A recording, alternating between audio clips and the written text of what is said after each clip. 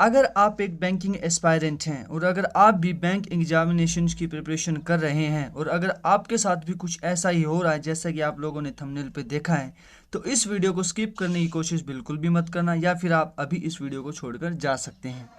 तो बिना टाइम को वेस्ट किए चलिए स्टार्ट करते हैं। तो नमस्कार दोस्तों, मेरा नाम है ओमवीर कुमार और आप सभी का स्वागत है इस सेशन में, जिसे हम बोल सकते हैं बहुत ही इम्पोर्टेंट, क्रूशियल, डिमांडिंग, जैसा आप चाहे इस सेशन को बोल सकते हैं वीडियो देखने के बाद।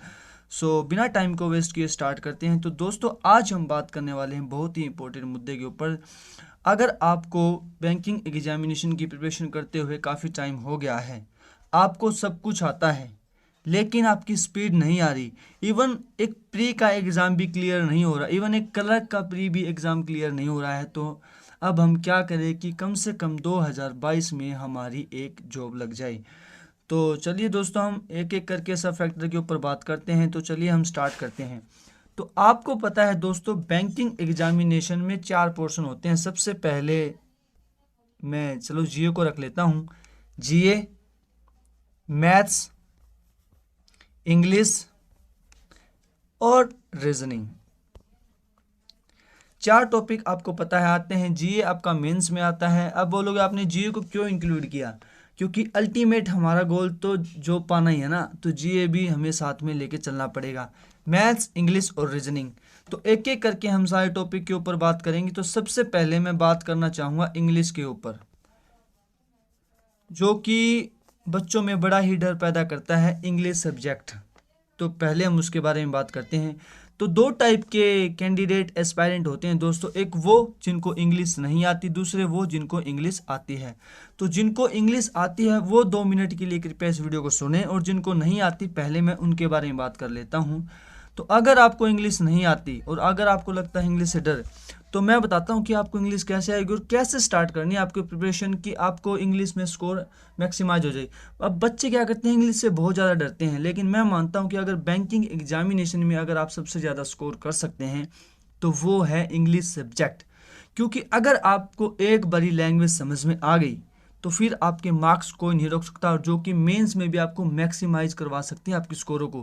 क्योंकि अगर आप बात करें मैथ्स की, रीजनिंग की, तो आप मैक्सिमाइज नहीं कर सकते स्कोर को, आप बस एक एवरेज ही अटेम्प्ट कर पाते हैं, क्योंकि वो कॉम्प्लिकेटेड इतना होता है कि आप उसको ज़्यादा मैक्सिमाइज नहीं कर पाते। रही बात जीए की, जीए आप कितना भी पढ़ो, as you know very well कि आप full out of full score नहीं कर सकते। कुछ ना कुछ 10-12 क्वेश्चन ऐसे आते हैं जो आउट ऑफ बॉक्स होते हैं, चाहे हमारे कितने भी पढ़े हुए हों। लेकिन इंग्लिश एक ऐसा सब्जेक्ट है दोस्तों जो आपके स्कोर को मैक्सिमाइज करवा सकती है, अगर आपको लैंग्वेज एक बार समझ में आ गई तो। इंग्लिश को सीखना कैसे है, और मैं ये मान के चलता हूँ क्योंकि इंग्लिश एक ऐसा सब्जेक्ट है जो आपको टाइम की बाउंडेशन में बिल्कुल नहीं रखता। क्योंकि अगर आपको इंग्लिश आती है तो फिर टाइम आपके लिए वो एनफ होता है, क्योंकि प्री लेवल करो चाहे मेन लेवल करो, दोनों के लिए आपको एनफ टाइम मिलता है अगर आपको इंग्लिश आती है तो। और अगर आपको इंग्लिश नहीं आती तो फिर तो आपको कितना भी टाइम दे दो आपसे नहीं होगा। तो इंग्लिश सीखने के लिए आपको सबसे पहले 2-3 चीज़ों के ऊपर ध्यान रखना है। कि लोग बोलते हैं कि ग्रामर का कोई रूल नहीं है बैंकिंग एग्जामिनेशन के लिए, तो मैं बोलता हूँ भाई साहब वो सरासर गलत है, ग्रामर का रूल है। अगर आपको सेंटेंस का स्ट्रक्चर ही समझ में नहीं आ रहा कि वो उसमें लिख क्या रखा है, क्या कहना चाहता है, तो आप क्या कर लेंगे। अगर आप बिल्कुल फ्रेशर, आपको इंग्लिश बिल्कुल ही समझ में नहीं आती, तो सबसे पहले 2-3 चीज़ें मैं बताऊँगा आपको करनी है। सबसे पहले आपको करने हैं टेंस, उसके बाद एक्टिव पैसिव, 2 चीज़ें होगी। एक तो टेंस आपको करना है, दूसरा एक्टिव पैसिव आपको करनी है, तीसरा आपको करना है ग्रामर का एक टॉपिक। वो मैं टॉपिक आपको बता देता हूँ, वो है सब्जेक्ट वर्ब एग्रीमेंट। क्या बोला मैंने? सबसे पहले आपको टेंस क्लियर करने हैं, जिससे आपको लैंग्वेज समझ में आएगी कि उसमें लिख क्या रखा है। उसके बाद एक्टिव पैसिव, आपको उसका जो एक्टिव पैसिव जो सेंटेंसेज होते हैं वो समझ में आएगी। इन 2 टॉपिक करने के बाद आपको ग्रामर का एक टॉपिक करना जो है सब्जेक्ट वर्ब एग्रीमेंट। ये 3 टॉपिक आपको करने हैं, और जब ये 3 टॉपिक आपके क्लियर हो जाएं तो फिर क्या करना है आपको, फिर आपको जाना है रीडिंग पे दोस्तों। ऐसा ही नहीं कि आप रीडिंग के ऊपर भागे, ऐसे ही रीडिंग करें, आपको समझ में नहीं आ रहा तो आप क्या रीडिंग कर लेंगे। अगर आपको समझ में नहीं आ रहा कि उसमें लिख क्या रखा है तो क्या ही रीडिंग कर लेंगे आप।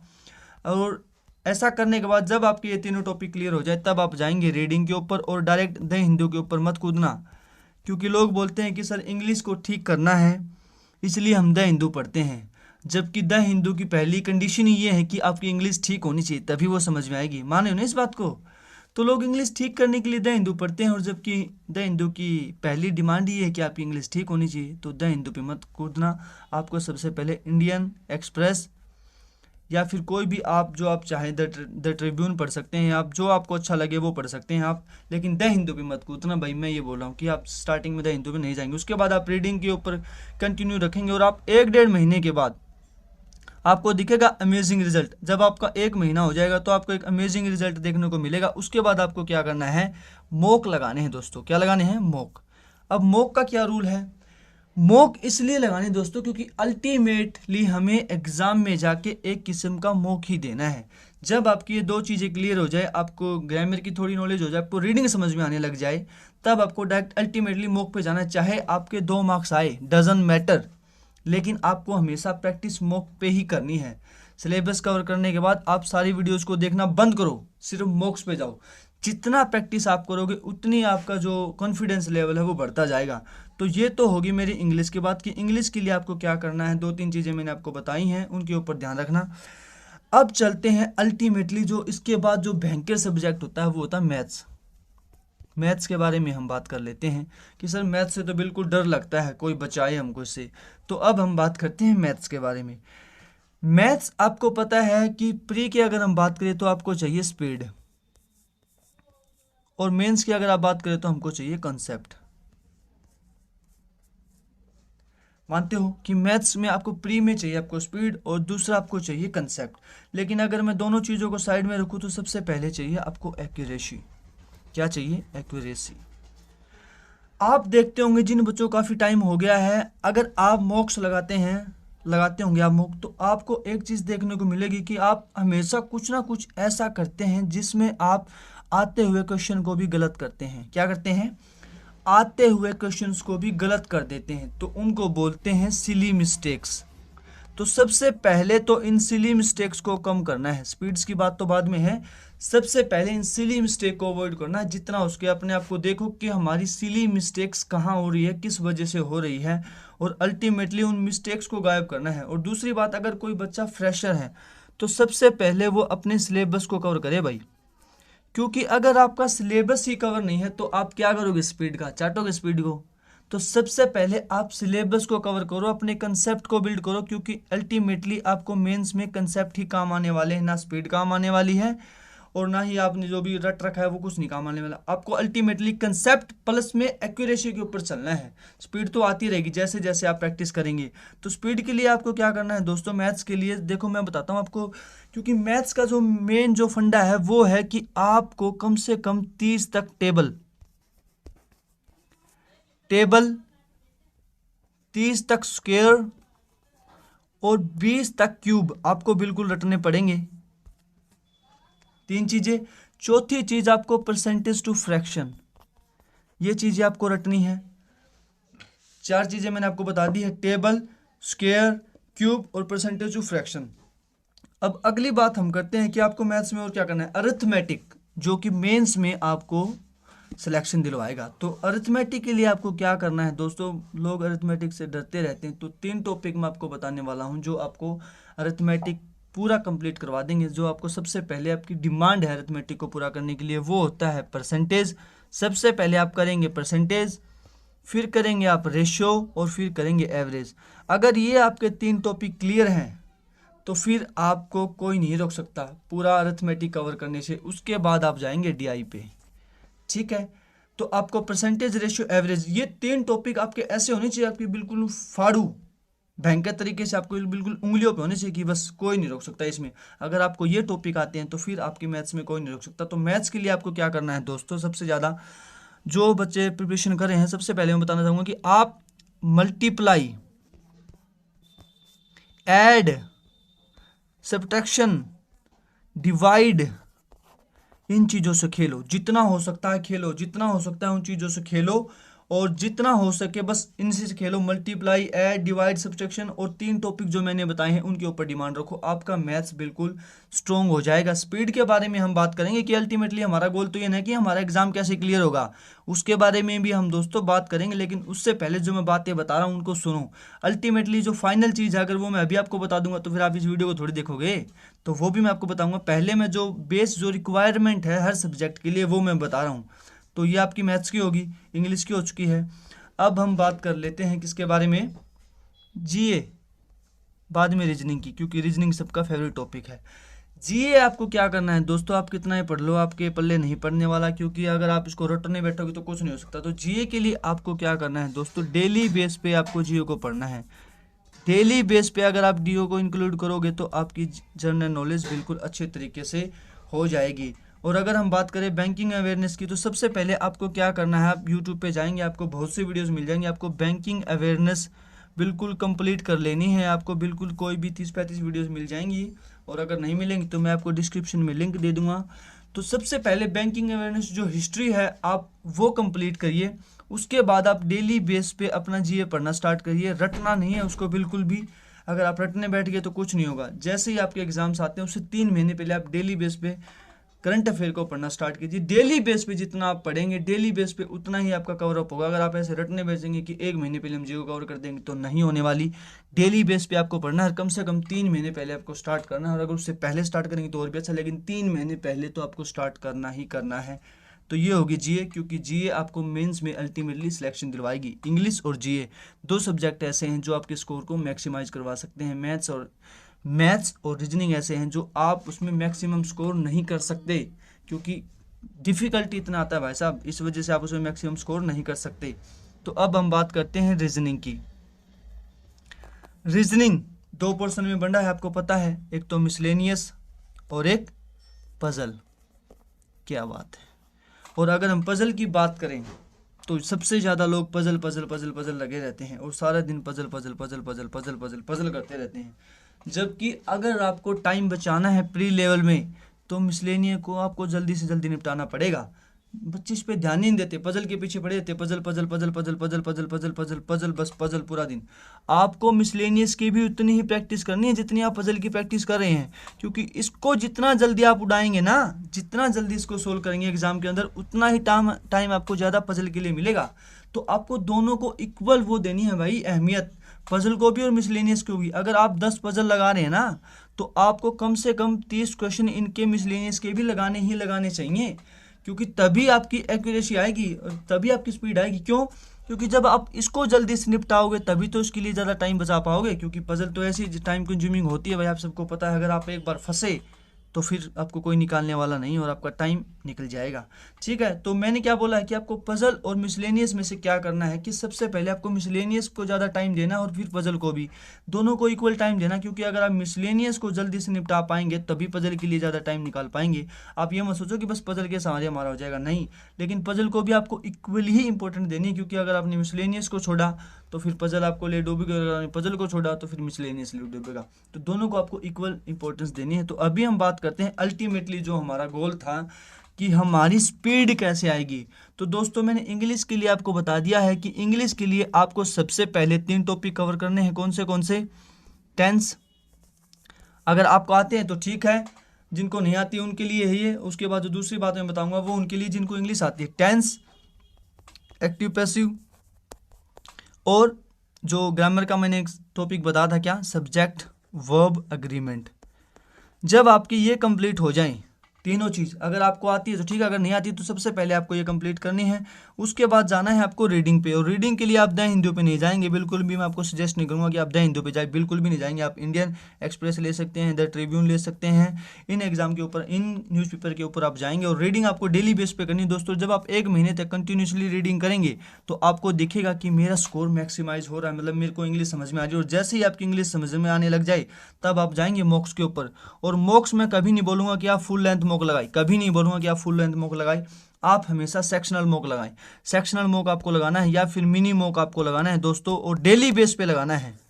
डेली बेस पे आपको एक मॉक लगाना ही लगाना है। 2 हो जाए तो अच्छी बात है, लेकिन एक तो आपको लगाना है। आप एक काम कर सकते हैं, एक सेक्शनल लगा सकते हैं और एक मिनी मॉक लगा सकते हैं। सेक्शनल का मतलब जिसमें आपको 30 क्वेश्चन मिलेंगे और 20 मिनट्स मिलेंगी। मिनी मॉक का मतलब ये होता है कि जिसमें आपको थोड़े बहुत 10-15 क्वेश्चन मिलेंगे और 10-12 मिनट मिलेंगी। तो 2 पैटर्न पे आपको चलना है, एक सेक्शनल और एक मिनी में। फुल लेंथ का जो मॉक है वो आपको सजेस्ट नहीं करता हूँ। इंग्लिश का मैंने आपको बता दिया कैसे करना है, और आप बस इसको कंटिन्यू रखेंगे। आपको 2 महीने बाद, 1 महीना ये और 1 महीना मॉक का, आपको 2 महीने बाद आपको दिखेगा कि आपका जो स्कोर है वो 20+ आ रहा है। जो बिल्कुल डल बच्चे हैं उनकी बात कर रहा हूँ मैं, और जो बहुत अच्छे हैं वो आप देखेंगे आपकी जो अटेम्प्ट्स है वो बढ़ रहे हैं, आपकी एक्यूरेसी जो बढ़ रही है। ठीक है, सो अब हम बात करते हैं मैथ्स की। मैथ्स के लिए क्या करना है दोस्तों, सिमिलरली वही आपको डेली 30 to 35 मिसलेनियस बोले तो स्पीड मैथ लगाना है। कुछ भी हो जाए, स्पीड मैथ आपको 30 to 35 लगाना ही लगाना है। आप इसके मल्टीप्लाई कर सकते हैं, डबल, 3, 4 गुना, 5 गुना, जितना आप चाहे उतना कर सकते हैं, क्योंकि आपको अल्टीमेटली स्पीड का गेम प्री में जो है वो जोड़, घटा, गुणा, भाग, डिवाइड, मल्टीप्लाई, ऐड, सब्ट्रैक्शन इन्हीं से है। तो ये आपको नहीं छोड़ना। आप अरिथमेटिक को छोड़ सकते हैं, DI को छोड़ सकते हैं एक दिन के लिए बीच में, लेकिन आप इनको नहीं छोड़ेंगे, आप डेली बेस पे करेंगे। स्पीड मैथ्स में आपको पता है आपका नंबर सीरीज आता है और क्वाड्रेटिक आता है और सिंप्लीफिकेशन, अप्रोक्सीमेशन ये आता है। आपको इन चीज़ों को तो छोड़ना ही नहीं है, ये आपको डेली बेस पे करने हैं। 15-15, 20-20 क्वेश्चन आप 15 दिन के बाद देखेंगे कि आपकी स्पीड इंप्रूव हो रही है। स्पीड में मैंने बता दिया आपको क्या करना है। अब मैं बात करता हूँ कि आपको अरिथमेटिक में क्या करना है। आपको रेशियो, एवरेज और परसेंटेज, जो 3 टॉपिक मैंने आपको बताए थे उनको करना है आपको। अब मैं मॉक के बताता हूँ कि आपको मॉक कैसे लगाने हैं। मॉक के लिए आपको बताता हूँ दोस्तों, वही आप 2 लगाएंगे सेक्शनल। 2 सेक्शनल आपको लगाने ही लगाने हैं, एक सुबह और एक शाम को, इवनिंग को। वो आप अपने स्लॉट के हिसाब से सेट कर सकते हैं, लेकिन आपको 2 सेक्शनल लगाने ही लगाने हैं। 2 मैंने आपको इंग्लिश के बताए हैं, 2 मैंने आपको मैथ्स के बताए हैं। क्या सेक्शनल, जिसमें 35 क्वेश्चन मिलेंगे, और ये दोनों प्री लेवल की होनी चाहिए दोस्तों। क्या होनी चाहिए? प्री लेवल की। और एक आप लगाएंगे मिनी मॉक। क्या? मिनी मॉक मेंस लेवल का। 3 चीजें मैंने आपको बताई है। एक आप मॉर्निंग में लगाएंगे, आप एक इवनिंग में लगाएंगे सेक्शनल प्री का, और एक आप लगाएंगे मिनी मॉक मेंस का, जिसमें आप क्या करेंगे, जिसमें आपको 10 से 15 क्वेश्चन मिलेंगे, 15 से 20 क्वेश्चन मिलेंगे दोस्तों, और 15 से 20 ही मिनट मिलेंगी, जो आपके कंसेप्ट को बिल्ड करेगा दोस्तों। यहाँ से आपकी स्पीड इंप्रूव होगी, यहाँ से आपके जो मेंस वाला जो कंटेंट होगा वहाँ से आपका कंसेप्ट क्लियरिटी बहुत ज़्यादा हो जाएगी, बहुत भयंकर तरीके से हो जाएगी। ठीक है दोस्तों, तो 3 चीज़ें आपको मैथ्स के लिए करनी है। मैंने जैसे आपको बता दिया है, क्या बताया है कि आपको क्या करना है, 2 सेक्शनल लगाने हैं तो लगाने हैं। अगर आपको 2022 में जॉब चाहिए तो ये करना ही पड़ेगा। 2 सेक्शनल आपको लगाने पड़ेंगे, 2 सेक्शनल और एक मिनी मॉक मेंस का। 3 मैंने मैथ्स के लिए आपको बता दिया है, तो वो आपको करना ही करना है। अब हम बात करते हैं रीजनिंग की, कि रीजनिंग के लिए आपको क्या करना है। रीजनिंग के लिए आपको क्या करना है दोस्तों, मेंस की और प्री की दोनों के लिए अलग अलग आपको पता है, क्योंकि प्री में अलग सिस्टम है और मेंस में अलग है। तो आपको क्या करना है, प्री के लिए वही 2 आपको सेक्शनल लगाने हैं।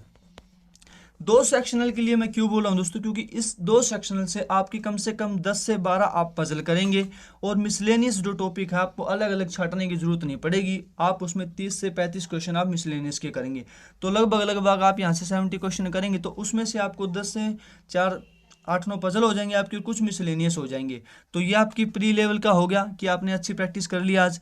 दूसरी आपको क्या करना है, सिमिलरली एक मेंस लेवल का मिनी मॉक या फिर सेक्शनल आप बोल सकते हैं। मेंस लेवल की आपको क्या करना है, मिनी मॉक मैं प्रेफर करता हूँ हमेशा मेंस लेवल का, क्योंकि अगर आप ज़्यादा बड़ा हैवी कंटेंट लेके बैठेंगे तो वो आपसे होगा नहीं। आप 2 दिन तक उसको करते रहेंगे तो फिर आप फंस के खड़े हो जाएंगे। आपको क्या करना है, मिनी मॉक लेना, जिसमें आपको 1 से 2 पजल मिलेंगे, कुछ मिसलेनियस 10 से 15 क्वेश्चन आपको मिलते हैं, और 10 से 15 मिनट आपको मिलती है, जिसमें आप, और एक बात और मैं आपको बताना चाहूँगा, जब आप मेंस लेवल का कंटेंट कर रहे हैं ना, मेंस लेवल का जब आप मिनी मॉक लगा रहे हैं या मॉक लगा रहे हैं, तो आप कभी भी उसको टाइम के साथ नहीं करेंगे, टाइम के साथ नहीं करेंगे, ये बात ध्यान में रख लेना।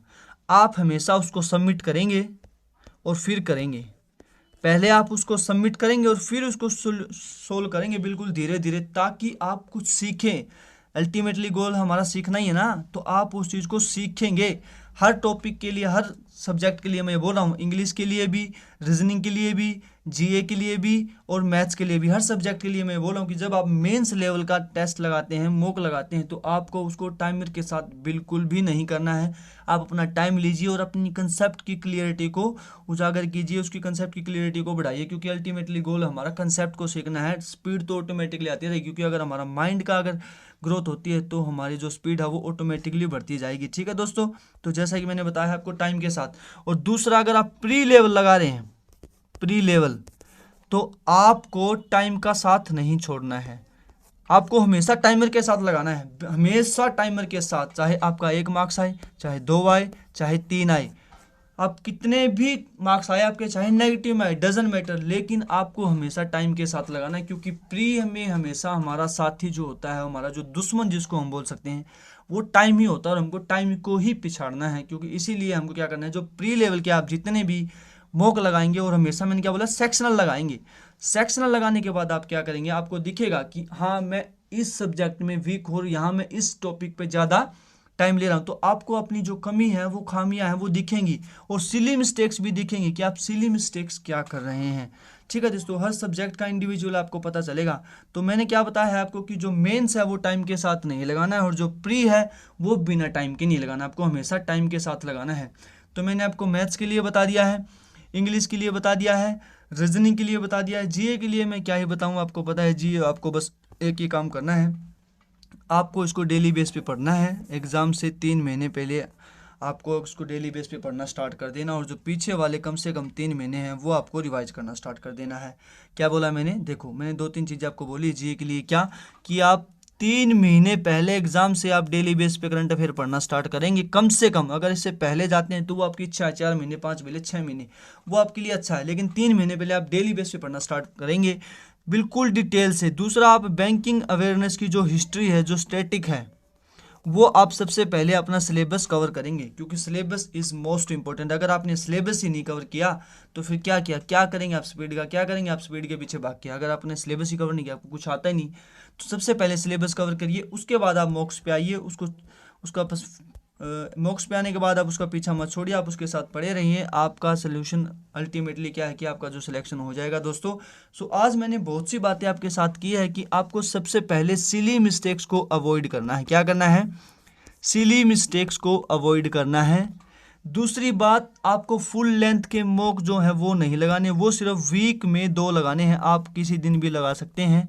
वीक में 2 फुल लेंथ मॉक आपको क्या लगाने हैं, सिर्फ वीक में 2 लगाने हैं, वो आप कैसे भी लगा सकते हैं अपने टाइम के अकॉर्डिंग। दूसरी बात मैंने क्या बोला कि आपको कोई भी सब्जेक्ट है, अगर आपका कोई भी मैथ्स, इंग्लिश, रीजनिंग कोई भी, तो आपको क्या करना है, सेक्शनल पे जाना है, सेक्शनल पे जाना है। मैंने क्या बोला है, सेक्शनल में आप 2 सेक्शनल लगाने की कोशिश करें कम से कम, और एक मिनी मॉक लगाने की कोशिश करें मेंस का। क्या बोला मैंने, 2 प्री लेवल लगाने की कोशिश करें आप, और एक मिनी मॉक जो आप मेंस का लगाने की कोशिश करें। हर सब्जेक्ट के लिए मैंने ऐसा ही बोला है। और जो प्री के आप लगाएंगे वो आप टाइम के साथ लगाएंगे, और जो मेंस के होंगे वो आप बिना टाइम के लगाएंगे। तो ये बातें मैंने आपको बताई हैं दोस्तों। और दूसरी बात मैंने आपको क्या बताई है कि आपको इंग्लिश में आपको क्या करना है, मैथ्स में क्या करना है, सारी बातें मैंने आपको बता दी हैं दोस्तों। सो अब मैं होप करता हूँ कि आपको सारी बातें समझ में आई होंगी। वीडियो थोड़ा लंबा हो गया, कोई बात नहीं है, लेकिन मैं गारंटी देता हूँ अगर आपने इसको 30 दिन भी फॉलो कर लिया ना, 30 दिन आप फॉलो करके देखिए, 31 जो आपका डे होगा, 31वां दिन जो होगा ना, आपको रिजल्ट दिखेगा, मैं गारंटी देता हूँ। लेकिन डेडिकेशन आपका है दोस्तों, कोई भी आपको जॉब नहीं दिलवा सकता। अगर आपके अंदर डेडिकेशन है तभी ये होगा। आपको जो आपके टारगेट हैं वो कंप्लीट करने पड़ेंगे, जो मैंने 2 आपको सेक्शनल बताए हैं और एक मेंस का बताया है, वो आपका करना पड़ेगा। चाहे आप उठो सुबह 7 बजे, चाहे उठो 10 बजे, डजंट मैटर, लेकिन आप अगर 10 बजे उठते हैं तो आपको 1 बजे सोना ही पड़ेगा, क्योंकि आप अपने टारगेट कंप्लीट करके सोएंगे। और अगर आप 7 बजे उठते हैं तो आप 11 बजे तक सो जाएंगे, बात वही है, लेकिन आप अपने टारगेट कंप्लीट करके सोएंगे। और अगर आपने टारगेट कंप्लीट कर दिए 30 डेज, मैं गारंटी देता हूँ आप 30 डेज इस शेड्यूल को फॉलो कीजिए, 31st डेज आपको इम्प्रूवमेंट दिखेगी। सो अब मिलते हैं नेक्स्ट वीडियो में। और अगर आपको ये वीडियो अच्छी लगी है तो चैनल को सब्सक्राइब कर लेना, ठीक है दोस्तों, रिक्वेस्ट है आप लोगों से। सो अब मिलते हैं नेक्स्ट वीडियो में। और अगर कोई और हेल्प चाहिए तो आप बता देना कमेंट बॉक्स में, मैं I will be there for you. So see you in the next video, till then take care, bye bye.